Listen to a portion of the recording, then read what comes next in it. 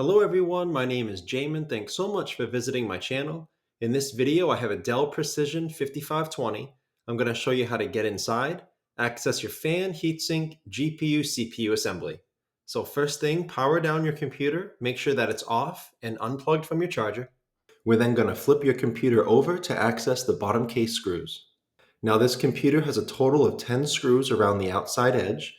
You also need to use a small flat pry tool near the blue arrow to pop this panel up, where you will find two additional screws. After taking all those screws out, you're going to take a small flat pry tool. It's generally best to start near one of the back two corners. You're going to pry up the bottom case from the rest of the computer. You're going to work your way down the sides to the front. Be careful not to put the pry tool too far in. You could damage some internal components. Just keep it on the edge, go nice and slow but firm, and you'll be able to get that bottom case off. After you do, this is what you're looking at for the inside of your computer.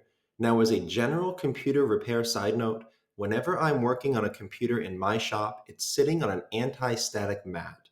Either that or an anti-static bracelet are great ideas to avoid damaging anything in your computer when you're working on it. If you would like any help with tools or supplies for your computer project, as well as any of the replacement and upgrade parts for this specific model computer, I will have a link above, also below in the description, and it will be a list of all the tools and supplies, as well as the replacement and upgrade parts for this computer. Now, before touching anything in a computer, it's always best to unplug your battery first. Computers are safer to work on when as little power as possible is running through them. The battery is right here, runs along the bottom of my screen. The battery is held in by screws next to the red arrows and plugs into the motherboard near the blue arrow. To unplug it from the motherboard, you would pull the plug down out of that port. However, be careful when pulling on wires or cables in a computer. If you pull too hard, you could damage them, and sometimes you could pull them right out of the plug. So if at all possible, just manipulate the plug as much as you can. Use a pry tool or your fingernails to wiggle that out of that port so you don't damage the wires.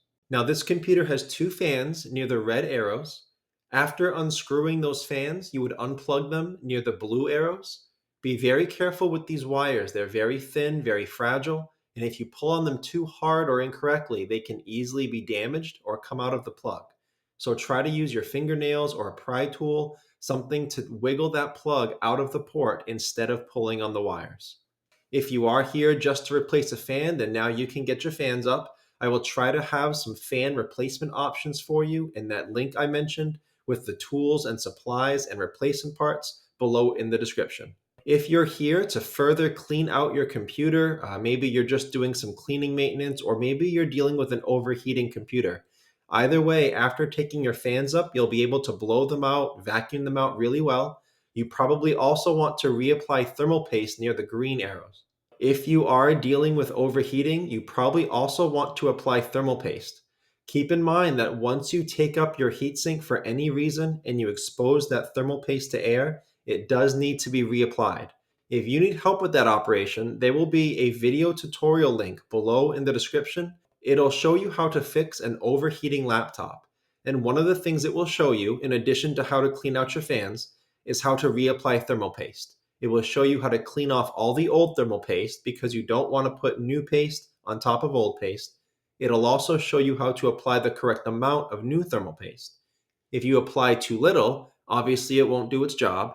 If you apply too much, you could end up locking heat in rather than facilitating its transport out. So again, that video tutorial will be below it in the description if you need it. And I guess as a last thing to mention about the thermal paste, not all thermal pastes are created equal. Generally speaking, the cheaper stuff will do a good job, but the more expensive stuff will do a better job. So I will try to have two thermal paste options for you below in the description in that list of all the tools and supplies. And lastly, as long as you're in your computer, check out near the blue arrows, this is your RAM. RAM is a large part of your computer's speed and performance ability. And this computer has a good amount of RAM upgrades available.